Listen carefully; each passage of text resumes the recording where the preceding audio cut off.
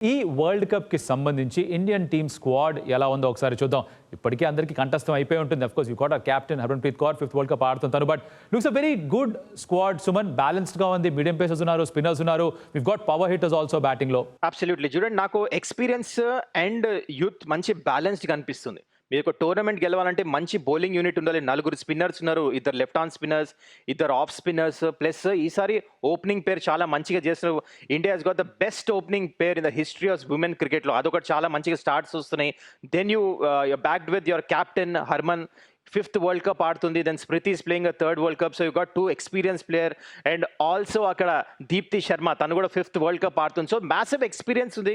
దాని తర్వాత బౌలర్స్ చాలా మంచిగా ఉన్నారు. ఏమైనా కొంచెం వరీసం అంటే I think it's the fast bowling unit. అదొక్కటి తప్ప I think everything is solve. Yes, definitely fielding కూడా చాలా ఇంప్రూవ్ చేయాలి.